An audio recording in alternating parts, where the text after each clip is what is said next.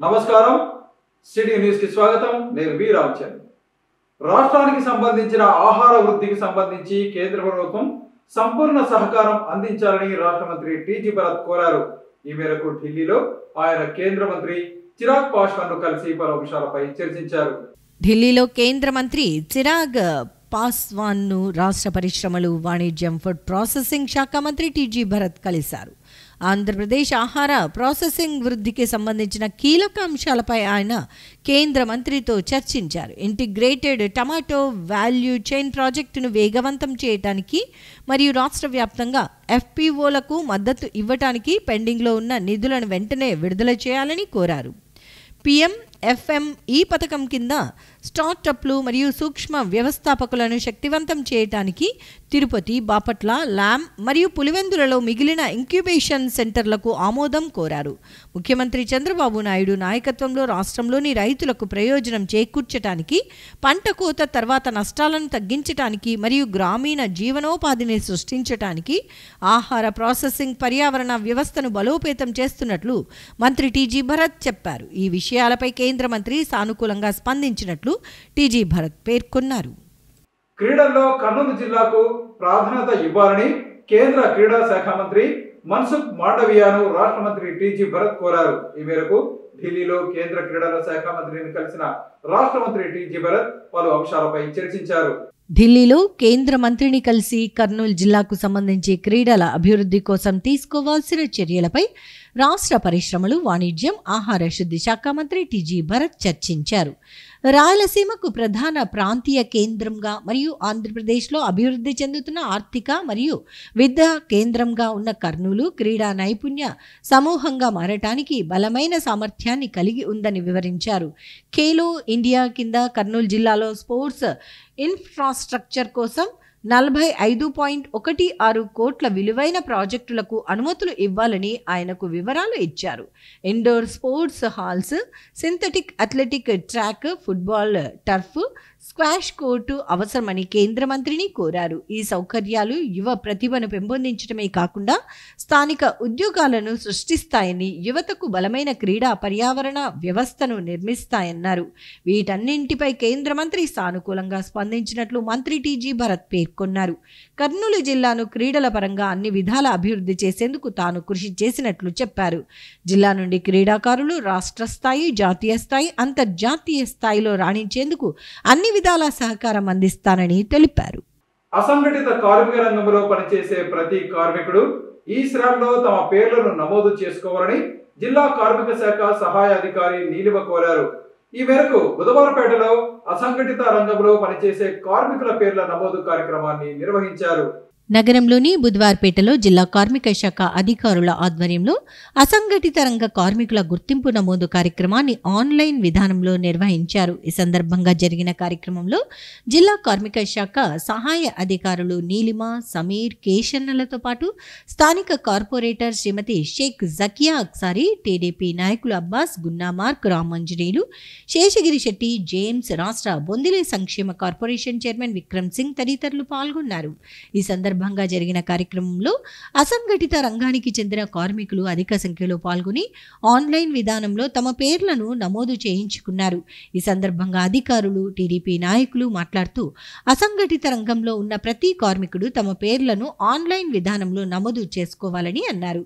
ఇలా నమోదు చేసుకోవటం వల్ల కేంద్ర, రాష్ట్ర ప్రభుత్వాల నుంచి వారికి ఎన్నో ప్రయోజనాలు ఉన్నాయని వివరించారు. ముఖ్యంగా అసంఘటిత రంగంలో పనిచేసే కార్మికులకు భద్రత తక్కువగా ఉంటుందని, ఇలాంటి నేపథ్యంలో వారు ఖచ్చితంగా తమ పేర్లను నమోదు చేసుకోవటం మంచిదని సూచించారు. కార్యక్రమం నిరంతరం ఉంటుందని, ఈ అవకాశాన్ని సద్వినియోగం చేసుకోవాలని కోరారు. ఈ లేబర్ కార్డు వల్ల ఏంటి ప్రయోజనము అంటే, దీనివల్ల ఇన్సూరెన్స్ వస్తుంది. ఒకవేళ ప్రమాదవశాత్తు ఎవరైనా చనిపోతే, భర్త కానీ భార్య కానీ చనిపోతే ఆ డబ్బులు పిల్లలకి వస్తాయన్నమాట. ఇప్పుడు ఇంటికి పెద్దగా ఏమైనా జరిగితే వాళ్ళకి ఇన్సూరెన్స్ వస్తుంది, లోన్స్ వస్తాయి. 2 lakhs వరకు అంటే ప్రమాద బీమా. ఒకవేళ యాక్సిడెంటల్ డెత్, నేచురల్ డెత్కి అయితే ఇంకా రాలేదు, ఆలోచిస్తున్నారు. ఇవన్నీ కేంద్ర ప్రభుత్వం ఆధ్వర్యంలో ఉన్నాయి, మన రాష్ట్ర ప్రభుత్వం ఆధ్వర్యంలో కూడా ఉన్నాయి.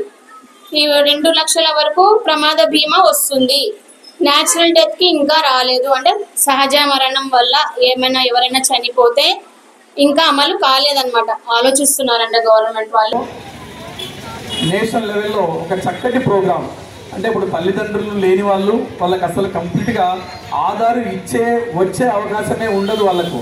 అలాంటి వాళ్ళను గుర్తించి ఒక బంగారుపేటలోనే 45 మందికి, అంటే అసలు వాళ్ళకి ఆధార్ కార్డు లేదు, అమ్మఒడి ఏది కూడా వాళ్ళకి రాదు. సో మిగతా గవర్నమెంట్ ఏ పథకాలు కూడా వాళ్ళకి వచ్చేటువంటి అవకాశం ఉండదు. సో అలాంటి గవర్నమెంట్ పథకాలను వర్తింపజేసే విధంగా, అంటే ఇప్పుడు వాళ్ళు ఎక్కడి నుంచో వలస వచ్చింటారో, అబ్బాయి అనాథ, ఎవరికి తెలియదు, అలాంటప్పుడు వాళ్ళు ఆధార్ కార్డు ఇష్యూ చేయరు అసలు.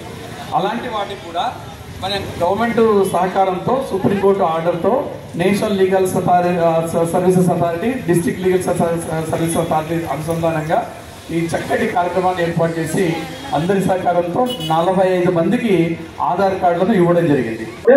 అసంఘటిత కార్మికుల నమోదు ప్రక్రియలో భాగంగా ఈరోజు కార్మిక శాఖల తరఫున అందరు సహాయ కార్మిక అధికారులు ఈ ప్రమోద ప్రక్రియలో పాల్గొంటున్నారు. అసిస్టెంట్ కమిషనర్ గారు, డిప్యూటీ కమిషనర్ గారు ఆదేశాల మేరకు శ్రీ జడ్జి గారు ఈ కార్యక్రమంలో ముందు ముఖ్య పాత్ర వహించి ఈ కార్యక్రమం నమోదు చేస్తున్నారు. దీనికి శ్రీ అబ్బాస్ గారు, శ్రీమతి కార్పొరేటర్ గారు కూడా సహకరించారు. ఈ నమోదు ప్రక్రియ అనేది ఈశ్రమ్ కార్డు నమోదు ప్రక్రియ అనమాట. దీనికి 18 సంవత్సరాల నుంచి 59 సంవత్సరాల ప్రతి ఒక్కరు కూడా అర్హులు. దీనికి ESI PF కు డిడక్షన్ లేని వాళ్ళు, ఇన్కమ్ ట్యాక్స్ చెల్లించని వాళ్ళు, ప్రతి ఒక్క భవన నిర్మాణ కార్మికులు, 15,000 లోపల సంపాదించే ప్రతి ఒక్క కార్మికుడు దీనికి అర్హులు. దీనిలో ఒక ఆధార్ కార్డు, ఆధార్ లింక్ అయిన ఫోన్ నెంబర్ కావాల్సి ఉంటుంది. అవి తీసుకొని వస్తే ఇక్కడ బుధవారపేటలో ఈరోజు నమోదు ప్రక్రియ చేస్తున్నాము. దీనికి ఈరోజు ఒకటే కాకుండా ఇది కంటిన్యూస్ ప్రాసెస్ కాబట్టి మీరు లేబర్ ఆఫీస్ సంప్రదించవచ్చు. తర్వాత ఇది ఉచిత ప్రక్రియ, దీనికి ఎటువంటి రిజిస్ట్రేషన్ ఫీజు చెల్లించాల్సిన అవసరం లేదు. తర్వాత ఇది 1 టైం, ఒకసారి మాత్రమే నమోదు చేయబడుతుంది ఆధార్ లాగా. కాబట్టి ప్రతి ఒక్కరు కూడా దీంట్లో పాల్గొనాలి. తర్వాత ఈ నమోదు చేసుకున్న వాళ్ళు రెన్యువల్ చేసుకోవాల్సిన అవసరం లేదు. ఈ కార్యక్రమాన్ని విజయవంతం చేయవలసిందిగా కోరుచున్నాం. జిల్లాలో SIR 2026 ప్రక్రియలు వేగవంతంగా పూర్తి చేయాలని జిల్లా కలెక్టర్ డాక్టర్ సిరి అధికారులను ఆదేశించారు. ఈ మేరకు జిల్లా కలెక్టరేట్ లో జరిగిన సమీక్షా సమావేశంలో ఆమె పాల్గొన్నారు. నగరంలోని జిల్లా కలెక్టర్ కార్యాలయంలో ఈఆర్ఓలు, ఏఈఆర్ఓలు, ఎలక్షన్ డిప్యూటీ తహసీల్దార్లకు చెందిన SIR 2026 శిక్షణా కార్యక్రమంను నిర్వహించారు. ఈ సందర్భంగా జిల్లా ఎన్నికల అధికారి జిల్లా కలెక్టర్ డాక్టర్ ఏసిరి మాట్లాడుతూ ఈ ప్రక్రియలో వెనకబడి ఉన్నందున అధికారులందరూ BLOలు మరియు BLAల సహకారంతో ప్రక్రియను వేగవంతం చేయాలని ఆదేశించారు. 2002లో చివరిసారిగా SIR ప్రక్రియ జరిగిందని, ఇప్పటికీ 22 సంవత్సరాలు పూర్తి అయినదని, కావున కేంద్ర ఎన్నికల సంఘం మరోసారి SIR ప్రక్రియను చేపట్టడం జరిగిందని తెలిపారు. 2002 ఎలక్టోరల్ రోల్ ప్రకారం ఇప్పుడు అందుబాటులో ఉన్న ఎలక్ట్రోల్ రోల్తో ఓటర్లను మ్యాపింగ్ చేసుకోవాలని, ఇందుకోసం BLO ప్రతి ఇంటికి కనీసం 3 సార్లు వెళ్లి నిర్ణీత ఫారంలలో ఓటర్ వివరాలు సేకరించుకోవాలని, ఆ తర్వాతనే డ్రాఫ్ట్ రోల్లో పేర్లు ఉంచాలని తెలిపారు. మరణించిన ఓటర్ వివరాలు మరియు అందుబాటులో లేని ఓటర్ల వివరాలు నిర్ణీత ఫారాలలో సేకరించుకొని నోటీసులు అందజేసి తొలగించడానికి చర్యలు తీసుకోవాలని తెలిపారు. ఈ శిక్షణా కార్యక్రమానికి joint collector Nurul Qamar, DRO Venkatanarayanamma, Zilla Parishad CEO Nasar Reddy, Kurnool municipal commissioner Vishwanath, EROలు, AEROలు, ఎలక్షన్ డిప్యూటీ తహసీల్దార్లు పాల్గొన్నారు. తాము నటించిన రాజు వెడ్స్ రాంబాబు చిత్రాన్ని ప్రేక్షకులు ఆదరించడం ఎంతో సంతోషంగా ఉందని చిత్రం హీరోయిన్ తేజస్విని, నిర్మాత రాహుల్ తెలిపారు. ఈ మేరకు నగరంలోని ఆనంద్ సినీ కాంప్లెక్స్ లో వారు సందడి చేశారు. కర్నూలులో రాజు వెడ్స్ రాంబాయ్ చిత్ర బృందం సందడి చేసింది. సినిమా ప్రదర్శిస్తున్న ఆనంద్ థియేటర్కు చిత్రం హీరోయిన్ తేజస్విని, నిర్మాత రాహుల్, హీరోయిన్ తండ్రి పాత్ర చేసిన చైతు జన్నగడ్డ వచ్చారు. వీరికి ప్రేక్షకులు ఘన స్వాగతం పలికారు. ఈ సందర్భంగా చిత్రంలోని డైలాగులు చెప్పి నటీనటులు ప్రేక్షకులను అలరింపజేశారు. చిత్రానికి సంబంధించిన నటీనటులను తమ సెల్ ఫోన్లో బంధించేందుకు ప్రశ్నలు ఉత్సాహం కనబరిచారు. రాజు వెడ్స్ రాంబాయి సినిమా విజయవంతం కావటంతో ఎంతో సంతోషంగా ఉందని హీరోయిన్ తెలిపారు. మొదటి సినిమా హిట్ కావటం మరింత సంతోషంగా ఉందన్నారు. సినిమా ప్రదర్శనను కాసేపు ఆపి చిత్ర బృందం సభ్యులు ప్రేక్షకులను సినిమా ఎలా ఉంది అని అడిగి తెలుసుకున్నారు. సినిమా చాలా బాగుందని ప్రేక్షకులు తెలిపారు. రాజు నువ్వు ఎప్పుడు బ్యాండ్ కొడుతూనే ఉండు. మన పిల్లలు పుట్టిన బ్యాండ్ కొడుతూనే ఉండు. మన ముసలి ఇద్దరు బ్యాండ్ కొడుతుండే, సరేనా? Thank you so much, love you all.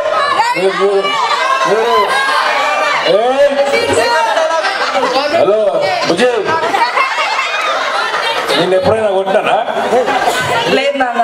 ఎందుకు? ఎందుకంటే మనం బ్లాక్ బస్టర్ కొట్టాం కాబట్టి.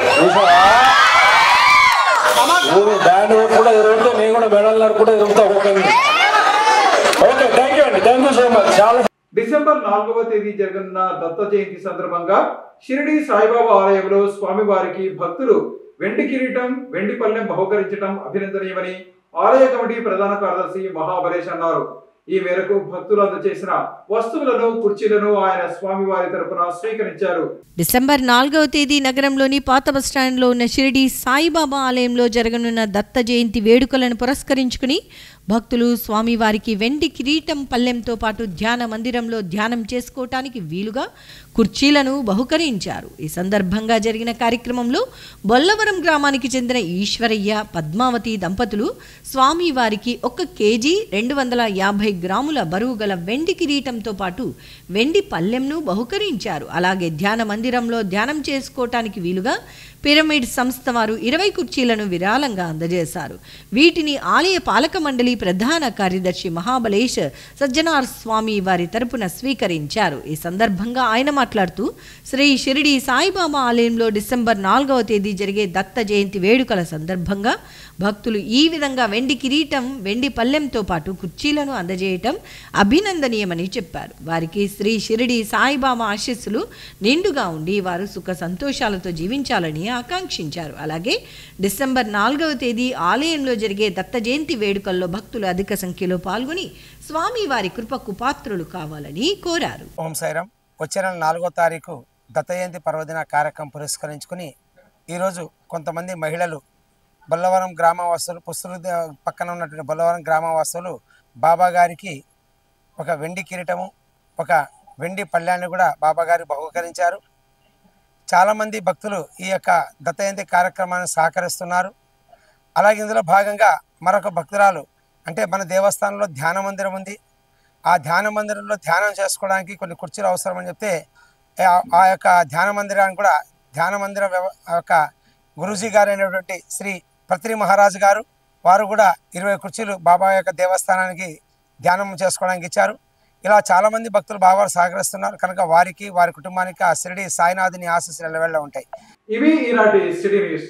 తిరిగి రేపు ప్రసారమయ్యే సిటీ న్యూస్ లో మళ్ళీ కలుసుకుందాం. అంతవరకు సెలవు. నమస్కారం.